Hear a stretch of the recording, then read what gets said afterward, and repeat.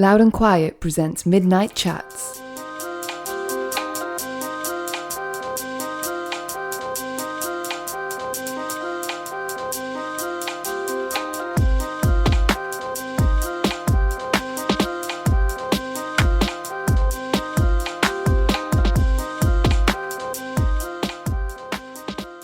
Evening listeners, Greg here with another episode of Midnight Chats. Because we like to keep you on your toes, we've mixed things up for tonight's episode of the podcast. I say mix things up. What I mean by that is that instead of recording this episode in our office in East London, we did it in a windy field strewn with cowpats in rural Oxfordshire. More on that in a sec. Have I got anything to tell you before that? Yes, I have. Thank you to those who tuned in to episode 47 of the podcast. You'll have no doubt heard that I thoroughly enjoyed spending an hour with Courtney Barnett and her slightly strange sounding recipes for a Sunday roast. Wherever you're listening to this now, you'll find that chat there if you haven't had a moment to listen to it already. And when I was looking back the other day, already this year we've recorded conversations with Alt J, Craig David, Shirley Manson, Graham Coxon, who else? Shame, that was a good one back in January. If you like us, do leave some star ratings and feedback, comments, that kind of stuff. And even better still, if you like what we do subscribe. You'll automatically get a new episode when we stick one of these out every fortnight on a Thursday at midnight. Speaking of the start of the year, in January an email dropped into my inbox announcing a new album from one-time Supergrass frontman and now very established solo artist Gaz Coombes. I'll save you the waffle, but basically it said, Gaz Coombes has a new album coming out in May called World's Strongest Man, and it's informed by a number of things, including toxic masculinity, Californian weed, Grayson Perry's book The Descent of Man, Frank Ocean's Blonde, and the British Woodland. And I thought I'd quite like to talk to Gaz Coombes about all of that. So a few weeks back, I packed up this podcast gear, got into my car, drove to Gaz Coombes' family home in a village in Oxfordshire. He made me a cup of tea in his kitchen and very generously showed me around the place. And we recorded this conversation you're about to hear. For context, we started in his garden, and to put the picture in your mind, there's a slope from there down to a garden gate out into a huge field. We walked a big loop along a tree-lined avenue, past some derelict farmhouses, and then back through the field just as it started to rain quite heavily. So yeah, Midnight Chats, something slightly different for our 48th episode, a visit to Gaz Coombes' house. Thank you for listening. Enjoy.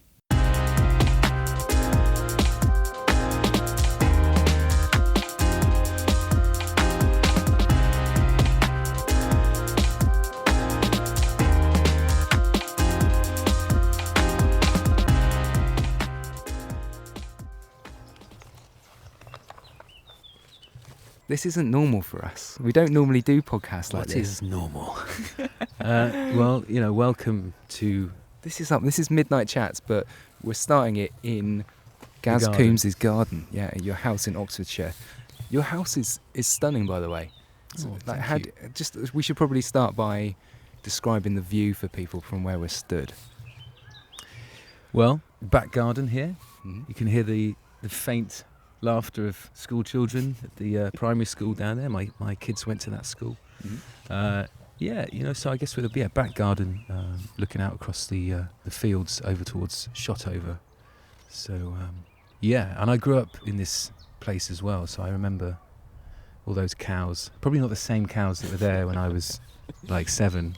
Probably the relatives of various cows. Descendants of cows. Were eaten. I didn't kill any cows. Don't get me wrong, I didn't do anything illegal. So the field's over there, and this is the overgrown lawn. Are you handy in the garden? Do you get out in the garden as a family? No, I'm terrible in the garden. In fact, so much so I saw an advert. I was in Europe last week and I saw an advert for this kind of robot lawnmower. And I thought, man, I might get one of those. Although at the same time I think they're awful. But no, I struggle with the garden, but get my dad over sometimes to do some weeding. As soon as it He gets enjoys into that. sort of barbecue season. Yes, exactly. It's a really beautiful scene. We've got rolling fields kind of stretching out into the distance. We've got some stunning trees just like that kind of go in a semicircle around the back of your garden here. You've got a little garden shed there, green and white garden Just shed, like or a summer house. It's a revolving, little revolving house. Yeah, Nice. yeah. Do you find yourself going down there? Occasionally? Yeah. I have taken cables from the house before because I record here at the house as well. I've done pretty much 3 albums here. I've tried feeding cables down to the summer house to record some guitar. Kind of works. It's good for the bird noises and stuff. Yeah. If I want to get all kind of nature and it's a good vibe though. It is a nice garden. It feels good. I try and get the kids out here more, but man, I used to build like camps and stuff and go because there's a bit of woodland down the bottom there, and I used to go and build camps all the time when I was a kid and just try and get the kids out. And Is it like, hard? what are you talking about? What do you mean a camp? What sort of camp? And I was like, well, just I don't know, go and get some twigs and some leaves and build yourself a little area. They look at me like I'm utterly mad. It's like, look, it's all here for you guys. Put the iPad down. They can learn how to do tree houses on YouTube now. Well, yeah, that could be cool. There's a couple of nice trees for that here, actually. Yeah. We'll walk down these steps here. Yeah, let's do it. So this, as I was saying, this is not the normal situation that we record a podcast. This is actually what normally we're in our office in East London, which is lovely but quite cramped. And here, this is actually what fresh air smells like.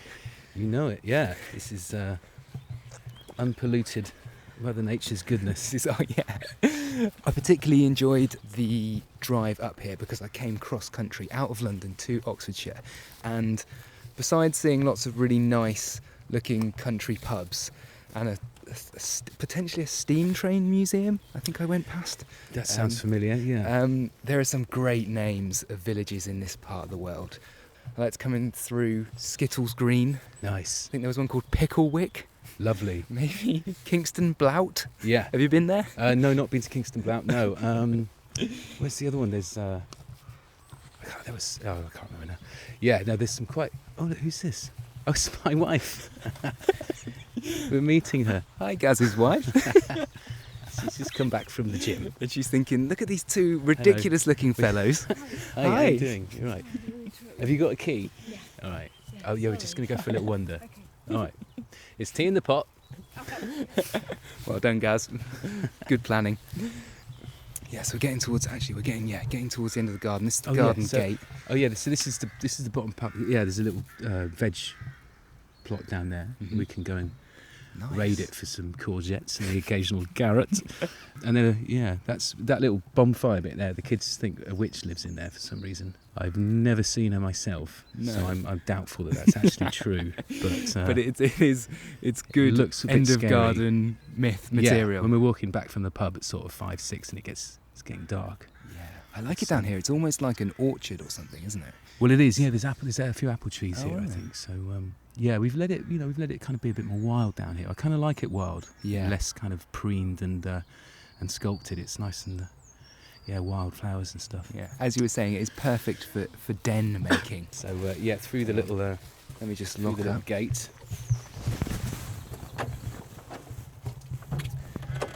And onto some, as your listeners will hear, onto some gravel. Exciting. Here we go. So yeah, this is like the little shortcut that where we can get down to the village, basically, without seeing any other human beings. Yeah. It's quite nice to come this little secret way. As I was saying, there are some brilliantly named villages in Oxfordshire that I drove through on my way to visit you here today.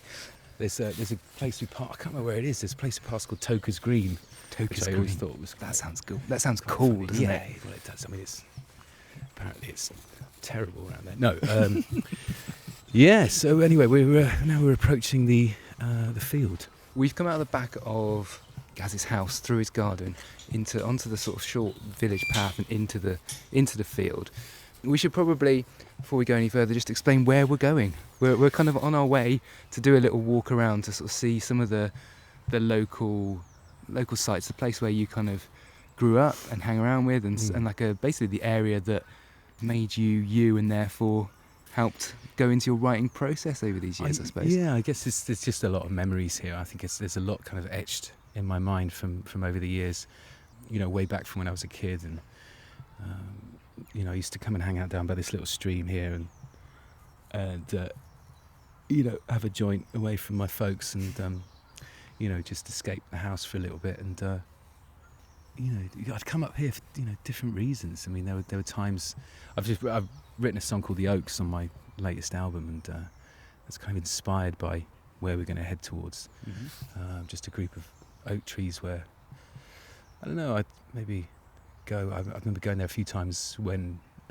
after my mum died and when she was very ill, I'd almost like, just getting a bit of headspace and then kind of find myself talking to them and questioning things and, I don't know, just that sort of freeing up, any kind of negative sort of thoughts. And it's good for that, just to wander along and feel that air around you, I guess. Are you a big advocate for if you're working on something and the idea's just not coming, or if you've had a stressful day, week of just taking yourself out for a bit of fresh air, long walk? Kind of. I'm not as intuitive with that as I should be. I kind of tend to battle through and think, no, this idea will come, and then I just kind of end up doing my head in a bit about it. So I'm not great at kind of seeing when that moment is right to sort of step away. But I do kind of come out here all the time and take the kids for little wonders and stuff. I mean, even when I was in my teens, there's a lot of. We used to have parties at my parents' house when they went away. I remember a few kind of mad parties we'd have, and then we'd all pile out. I think there was one where we took some acid. It was just like kind of very sort of, I was probably about 17, 18. We took some acid and then walked across the fields, and like we all sort of, I don't know, we kind of raided loads of cupboards of my younger brother and my older brothers and put on loads of weird clothes, sort of school uniforms and stuff, and like ran out across the fields like with no shoes on and stuff. And we made it over to this amazing little, there's like a little building. Yeah, I can see it in the distance. And yeah, it's kind of this mad little sort of chapel sort of type building. And just hanging out in there and going bonkers. And then there's that cow shed over there, which has been there sort of for as long as I can remember, which I can see from my house. So it's just a sort of view that I'm really used to and love to look out on it, really. So, but yeah, this field and over in earshot over is just all sorts of memories, some kind of from tough times, some just from great party times. Yeah, exactly. It's just a little bit of everything. But yeah, should we go through here? Yeah, let's go for a walk across the field. Do you want me to get that? It's like a one at a time thing. All right, there we go. Yeah. You always want your field gate with a good squeak on it, don't you? Wouldn't be the same. To be authentic. You grew up in Oxfordshire. You grew up in the house that you live in now, but you haven't always been there.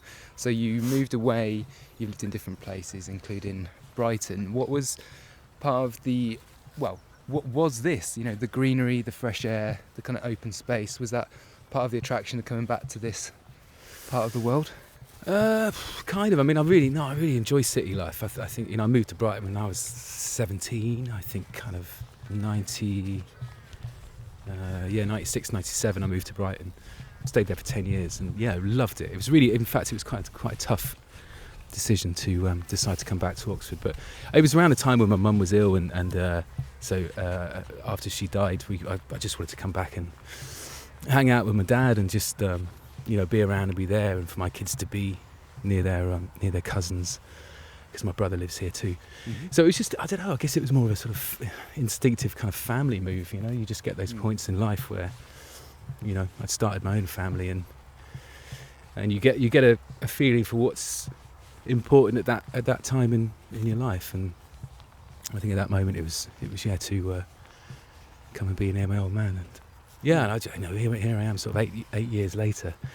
But I've done 3 albums here at the house and I just had this space to explore and to experiment and to set up the studio and to really play with all these new ideas, and so I think it's worked out really well just coming back. But I am getting pangings for the city life. Totally. What thing? Are there any specific things you miss? Is it the proximity to things to do? Is it just the general buzz? What are the kind of specifics of the city that you miss? Yeah, I think it's that sort. You wake up Saturday morning, and I always remember. I used to live two doors away from a pub, so wake up Saturday morning, pop into the pub about 11ish. They used to do a great Saturday breakfast. Have a breakfast, have a little pint, and then maybe some footy would be on, and I don't know, those Saturday mornings I remember really, really well, just being kind of quite free and exciting, and everything's on your doorstep. But I don't know, at the same time, that's kind of, life moves pretty fast anyway with touring and travelling around and visiting different cities and countries. It has a certain pace to it that I'm very used to, and I think, but then to come back here to the countryside, I don't know, I appreciate that change and that different way of living. So do you feel like you get as many ideas being out here, or would you have to work harder to find inspiration? Because I guess one thing you could say about living in the city is that you're surrounded by noise and buzz and opportunities to go and see things and learn things, and I guess when you're a little bit further out, those things you have to work a little bit harder to go and experience those things. You've got as much inspiration coming to you on a sort of day-to-day basis?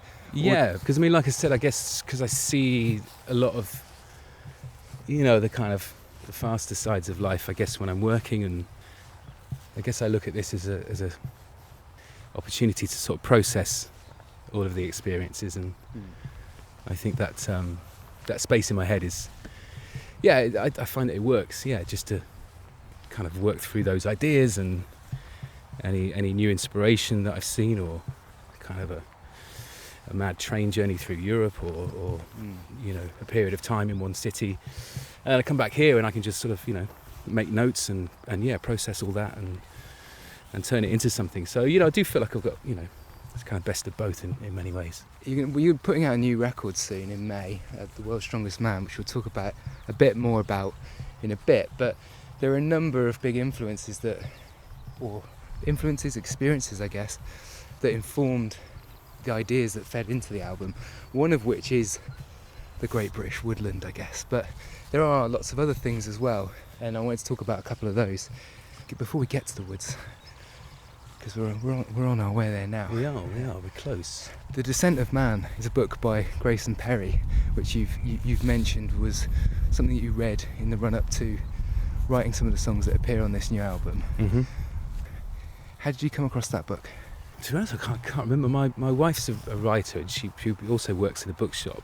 Mm-hmm. So she's always throwing me new books and just kind of placing them by the side of the bed and going, just kind of pushing me to read other stuff, because I can be a bit lazy with all that.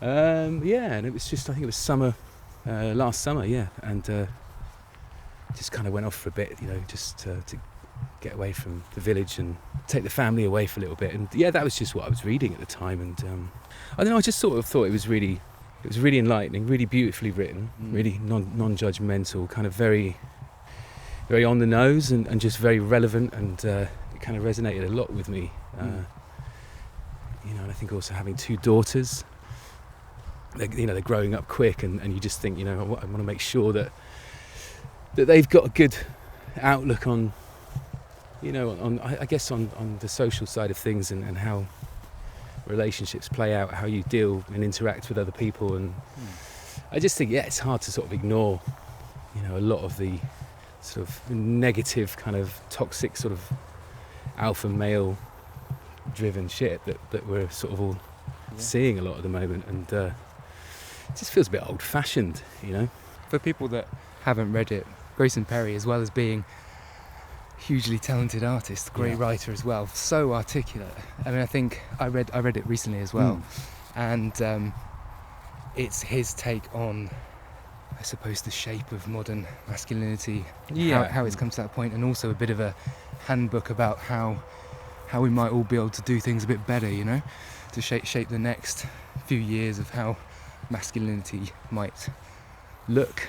Well, I think, and one of the things that really stuck with me was, imagine for young kids, young boys, imagine sort of being able to free them up from any kind of cliche perception of how a young man should act, or how tough he should be, or whether you need to guard the end of your street, at night, from other dudes, and whether, I don't know, and if you sort of kind of freed them of a lot of those perhaps kind of inherent, those sort of inherent ideas, those sort of emotional kind of, ways of dealing with things. I don't know, I think then you they could be amazing people. It's just like, if you're freed up of that shit, imagine how amazing and free you could be. Yeah, in the book he talks about how some of that traditional sense, some of that traditional way of thinking or shaping masculinity has quite destructive effects as well, that kind of emerge, almost like silent destruction effects, because of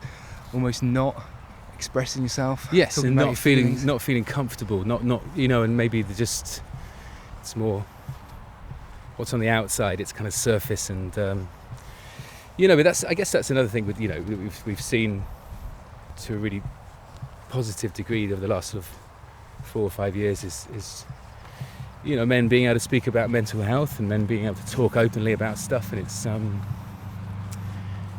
it's all right. It's all right to kind of talk to your best mate and not feel like you're being really girly,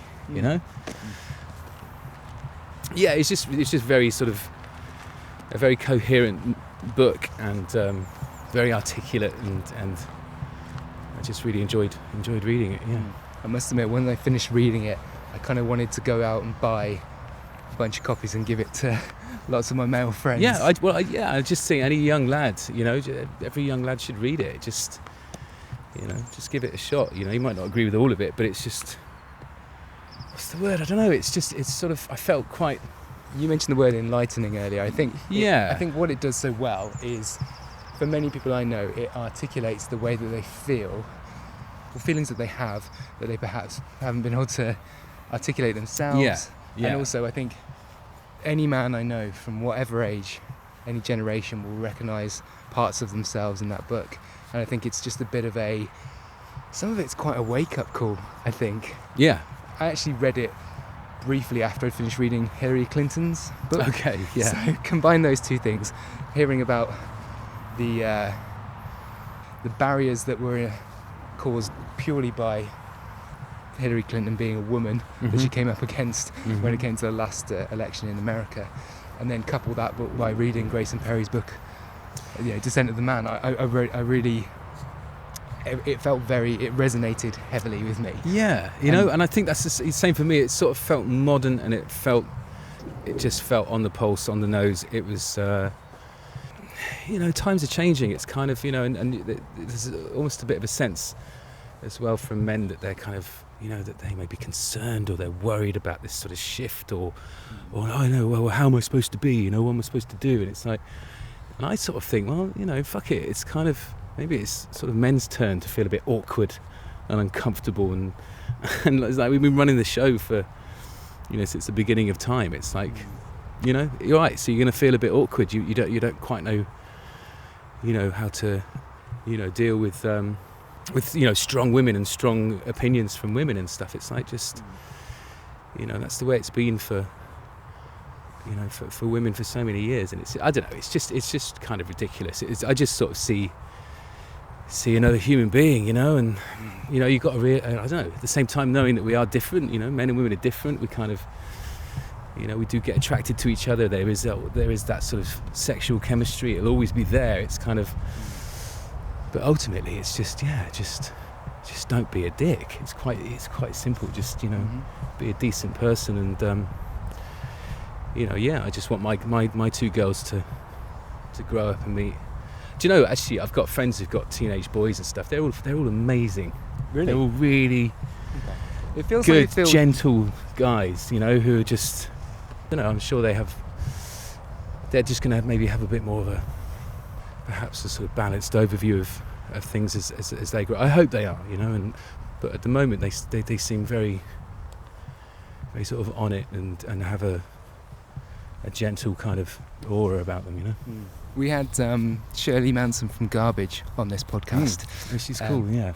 She was on here a few months ago. It's still there if people want to go back and listen to that if they haven't already. But we had a similar conversation to this, but with regards to the Me Too movement, for example, at the end of last year, and how at that time when I was catching up with her, there were lots of symbolic things happening at awards ceremonies, for example, at the Oscars and the BAFTAs and stuff. People stress and the pressure. Imagine the pressure for a lot of those actors and stuff as well, just not wondering if they've done the right thing or worn maybe is that okay what I've wore tonight, I know, but she was also making the point that all these experiences that have happened to these women and who are now speaking out, she just felt like this was women speaking out on a male problem, as in the problem is not with women, the problem is with men.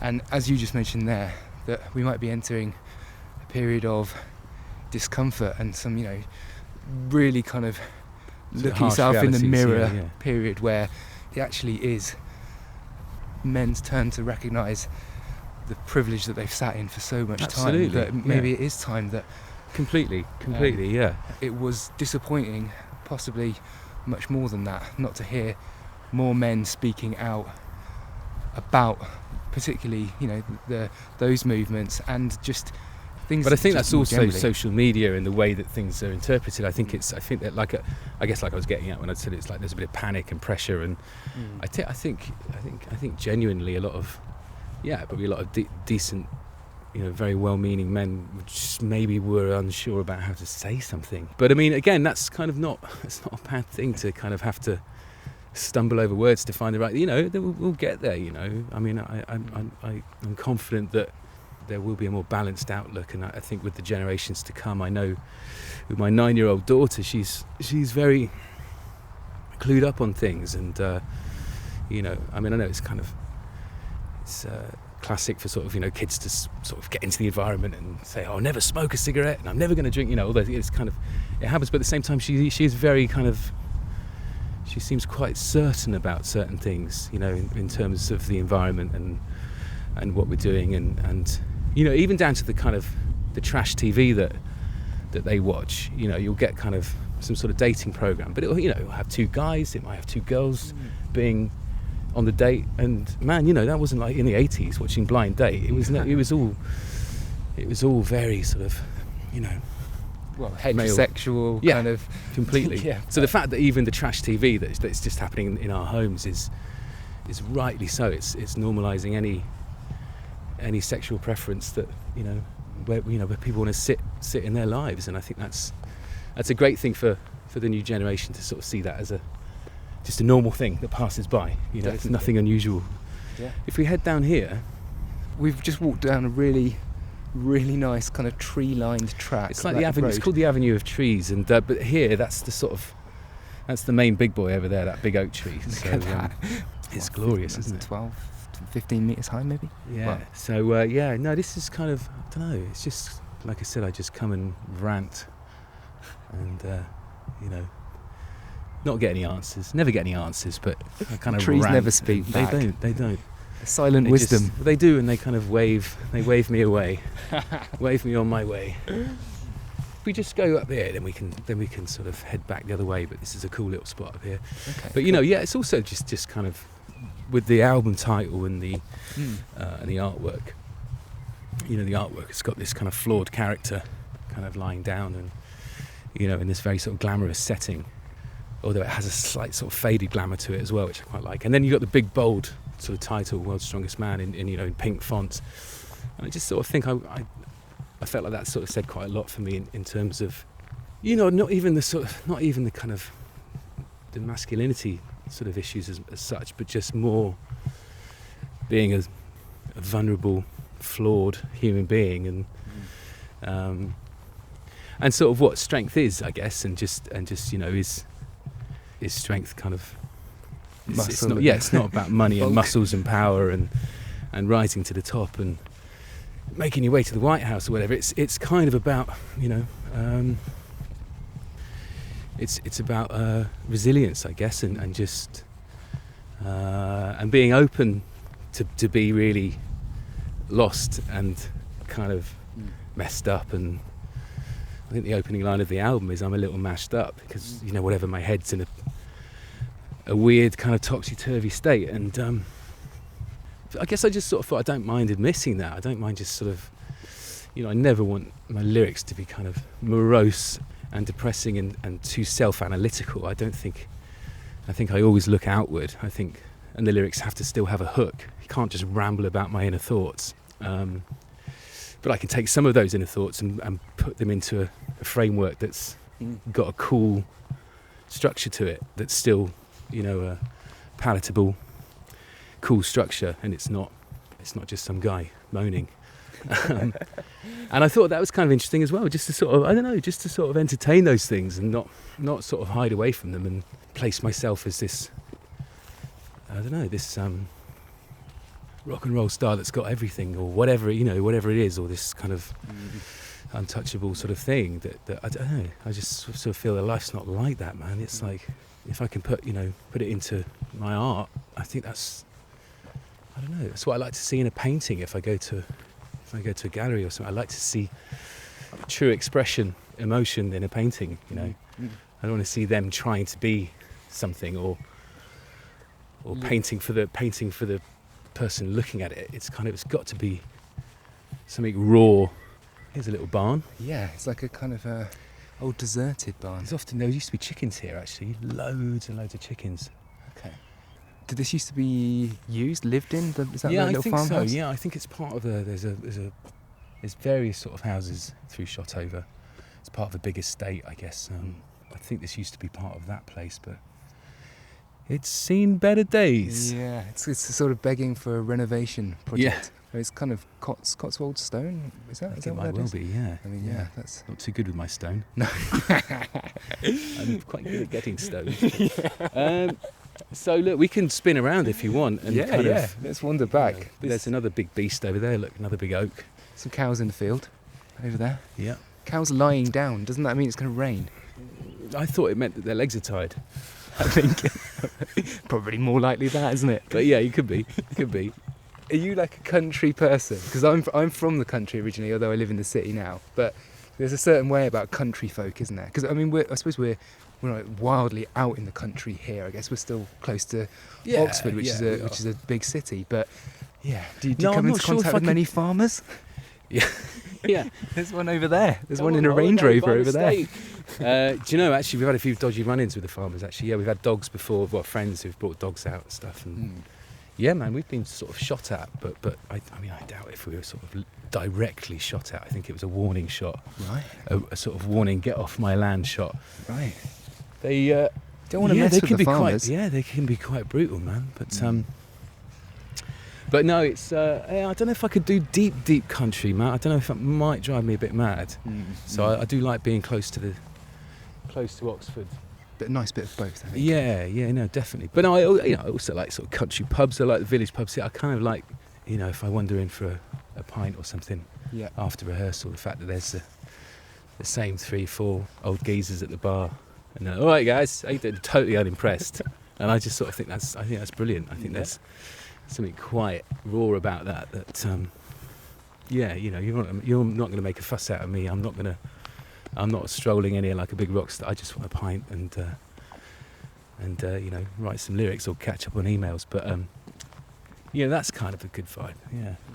Some of the other subjects, things that have informed the record, picked out a few to talk about today. You also mentioned one album in particular, which is Frank Ocean's Blonde. Huge fan of that album, are you? I think it was more that I think I waited for the hype to die down. I think it was an extremely sort of hyped record, and Channel Orange as well. I think as soon as I sort of let the dust settle, I guess I just thought I'd put it on for a long car journey home this one time. Yeah, and it just really. I just thought it was really cool. I thought it was really experimental and a bit different. I didn't think it was full of, hip hop hits. It had some great roots still in all the incredible stuff that Stevie Wonder gave us, and that sort of things Frank would do with his voice and with the melodies and stuff. I thought was really cool. But yeah, just the experimental approach I thought was really refreshing. A track to come in there, have we? Oh look, it's not going very fast. I'm sure we could beat it. We don't want to get stuck behind it. Actually, coming down on this bit, I was with the kids. This is a few years back. I was with the kids and my dad's dog as well. My niece, who's in a pushchair, and we were just sort of strolling as we are now, just down here, and then just heard this Land Rover just steaming up behind us. And he started beeping the horn mentally, and he just sort of said, "Look, guys, you've got to get off the road. There's a herd of cows, and they're legging it this way." And we were kind of like, "What? No, man." And then looked around, and yeah, there was about sort of 30 cows stampeding towards us. And so then it was like an operation to try and get the dog, this massive black Labrador, into the boot of this Land Rover, and chuck the pushchair on top as well. It was just this insane sort of 2-minute period where we were all freaking out, and got in just in time, yeah, and kind of literally drove away as the cows were sort of panting, like, a foot away from us, just kind of legging it. So yeah, that could have been the end. Avoided a major cow incident. Yes. You discovered Blonde a little bit. Yeah. After the hype had died down, and you were just you fan of the production, like Frank Ocean's songwriting. Do you think Yeah, I like the sort of resistance to hammer home an idea. I think the resistance, as far as the production and stuff, to something that I found quite inspiring. And I think on my last 2 records, I think in the writing stages, I've got to a point where there may be like a crescendo, or there'd be a bit of music at the end of a verse, kind of building up. And yeah, I just kind of got into sort of at that point just taking it down to nothing, or just to a single instrument, or rather than the build up and then delivering with a big chorus where you go, "Yay, hey, I'm the chorus." It's just sort of there's a subtlety amongst so much. I think the underplayed, sort of understated thing. I think it was really cool, and I sort of always feel that it's a real sort of show of confidence in a way, and that sort of strength in songwriting that you can resist.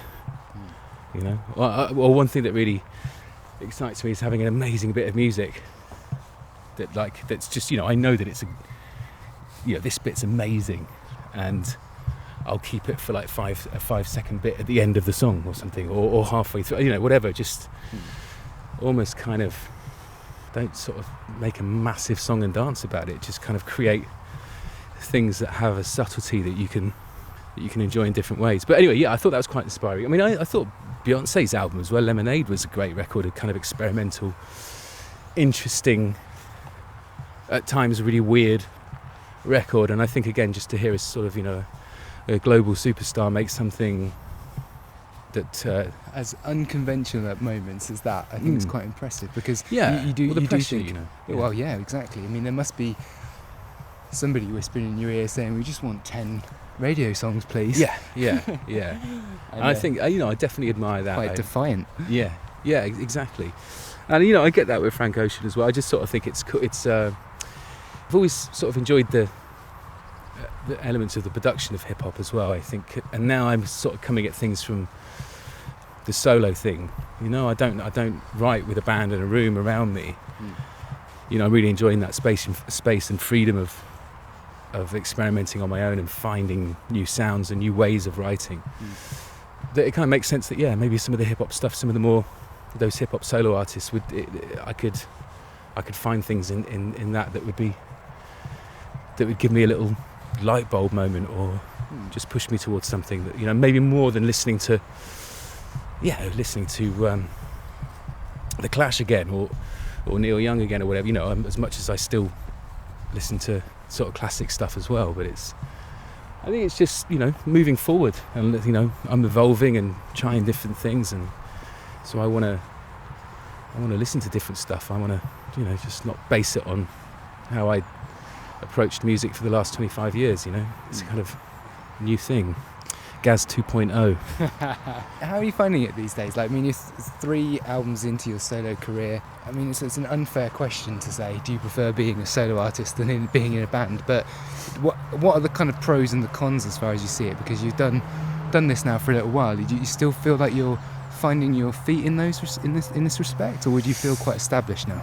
Definitely hit a rhythm now. Whether I found my feet, I don't know. I kind of hope I'll never know that. Part of the challenge is to sort of just keep writing and keep trying to find something new that I find exciting. And I don't know if I'd feel a bit lost if I felt like I'd nailed it. If I knew exactly who I was and what my sound is. The hunger, the pursuit. Well, yeah, because a lot of what I do is kind of instinctive and spontaneous, and that's why I record right from the beginning. I record everything from the early writing stages, and it's because I want to capture I really want to capture the performances where I actually don't know what the fuck I'm doing, and there's something in that. There's a sort of, maybe I kind of over romanticize it, but I just find there's a bit of magic in that where you haven't really nailed the idea. It's not fully calculated, it's not planned out, it's kind of like stream of conscious in a way, and I like to capture those bits. And Is it a lonelier experience in any way? Oh yeah, well, delegating to other band members interviews, that's something that it could be quite handy. No, it's cool. I've got good people around me. There's since I started on my first record back in 2012. I just made sure that I've got like-minded people around me. There's one of my managers is more of a sort of creative manager as opposed to sort of business side of things. Okay. It started to rain a little bit, isn't it? That's a little bit. Although, we're doing all right, what do you reckon? We're 5 minutes away from home. No, not far. Not far. Is that your house? We can see it on the opposite side of the field. Yeah, through there. That kind of You thing. can see it there. You've got somebody who helps on the creative side. Yeah, definitely. There's definitely a cool little network of buddies. That. That means I just don't always feel completely isolated. Do you still get excited when you sit down to write a new record? Yeah, but there's not really a particular starting point. It's kind of, I think I've got like an internal clock that just tells me when I'm done with touring, and I think there's just a voice in me that sort of says, right, just tomorrow just go into the studio and sit on the drum kit for a few hours and see what happens. And so I always find it exciting, that beginning point where I guess I've got a bit of a feeling of where I might want to go. After Matador, there was some things I sort of touched on in Matador that I wanted to make more of and push forward even more, and then other brand new kind of approaches and ideas that I wanted to explore as well. So I always find that a really exciting time. But there is always the kind of niggling thought: have I written my last best song? Not have I written my last. I'm sure I could, but have I written the last song that's really fucking good? Is this next 11 just going to be all right? Just going to be okay? What about the reception that Matador received, your second solo record? That included a nomination for the Mercury Prize. Did that matter? Do things like that give you confidence? Do they, does that a little bit of like? Well, no, I've been doing it a long time, and I don't know how much it sort of matters in terms of if it's a sort of seal of approval or anything like that. I don't know, or like it's not something that particularly drives me, but or aids that drive particularly. But I guess it did, it did give me confidence. I think when anything you do is sort of somehow validated, I don't know, in a way that I guess in a way that just people really like it. I think that completely gave me confidence that more really that I tried to do something really honest that was, I think, the most sort of me that I'd ever done. Sort of just letting myself kind of be as natural as possible in the studio and not try to make things sound like something else or just resist something. So, okay, great if it sounds really Bowie, or great if it sounds really beat, just resist all of that and just try and do something natural that's instinctive. And I guess it sort of validated my instinct more than anything, and just the fact that I guess when I'm myself it kind of works, and that was kind of quite a beautiful thing, I guess, really, just to feel that you can be yourself and it's all right. Were there any other kind of major things that were on your mind that resurfaced in this record? We talked about having read Grayson Perry's book The Descent of Man. We talked a bit about Frank Ocean that you were listening to, and and kind of absorbing those things and those things finding their way into the creation of the record. Was there anything else that felt major this time? I don't know. I mean, I was sort of moving around a lot during the recording, and I was moving from. I did most of it in mine, but I also went over to another studio, worked with Ian Davenport, who sort of helped me co-produce this record, and that sort of freshening the sessions up was really cool, and also travelling a little bit still. I had about 3 or 4 visits over to California just to do some shows, and to maybe to meet a few people, meet a new label, to get stuff going out there, and I sort of spent a bit of time in California during the writing period still, and so I was listening to the album in different settings. And is that where the Californian weed came in? Very possibly, yeah. There's a few references to a little bit of that at times, but it's just that sort of warmth, and I think that sort of warmth crept onto the record. As in, like, the quite physical warmth, the sunshine of California. Well, and the colours, and I think that it's what you see from the cover artwork. Just close up this gate. There you go. There you go. This. And I guess that warmth visually, and the fact that I felt these songs. I guess these songs had a bit more warmth to them than Matador in terms of, just that sort of that colour and kind of like a warm hug at times, Yeah, so I think that sort of crept into the record as well. The sort of travelling and the being in another country, just listening to the demos and and looking at it in a different way. Because you lived in California for a little while, is that right? When you were quite young? I was really young. Yeah, I was about 5, 6 years old. So. Do you have memories of that time? Yeah, definitely. They're all pretty basic, like sort of walking on hot pavement and bare feet, and I guess I just went to like nursery school and all kinds of things, Muppet Show, peanut butter and jelly sandwiches. Oh, are they actually nice? I've never tried one. Yeah, man. Yeah. It's a winning combo. I could still get away with the odd little cheeky PB&J, but it was kind of a great time, man. It's like late 70s, early 80s in California, and it was sun-filled and warm and friendly, and there we go. He's got it. There we are. So we're back to the witch's house. Back in the bottom of the garden here. Here we are. Got a kind of slope that's leading up to the back of the house. The summer house is the rotating summer house. Is that what it is? That is. It's on a little track. Yeah. Okay. It looks quite appealing up there. I mean, the correct way to use it, you rotate it to the sun. That's right, yeah. But that's far too organised for me. Are these your courgettes? No. Courgettes. I don't know if there's any courgettes. Maybe, yeah. Have we got some onions over here? Mm-hmm. Excellent. All sorts of good bits down there, yeah. We should raid it later. Yeah. The rain's getting slightly heavier now. We've probably timed it just about right, yeah? Yeah, absolutely. It's a bit sort of dilapidated, the summer house. Up the final steps. I know. Back at base. Here we are. And through the window, which is quite a nice way to finish, is your back room stroke home studio. Correct. There's the recording desk, speakers, piano through there, and a new kitten. There's a new cat in there somewhere. You've got a cat that likes hiding in your harmonium. Yes. I see these little green eyes sort of peering at me through the pedals. Luckily, I have to check before I play it. Yeah, exactly. Start pumping the harmonium, and it's like, this is making a weird noise. What tone is that? Yeah, it sounds a lot like a cat squealing. And there we are, back at the front door. So Gaz. Wow, there we go, nice little one. Thank you so much for taking a stroll with us for this episode of Midnight Chats. My pleasure, man. Really enjoyed it. And we'll have to come back to Oxfordshire because it's really nice doing it out here. Great, well, you're always welcome. Always welcome to pop by. You know where I live now.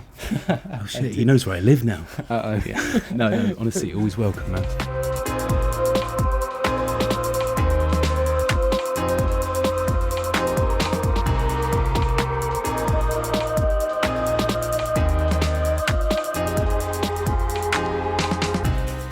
Midnight Chats is a loud and quiet podcast. Production by Emma Snook. Music courtesy of Gold Panda. Search Midnight Chats on iTunes for more episodes and to subscribe. For more information, visit loudandquiet.com.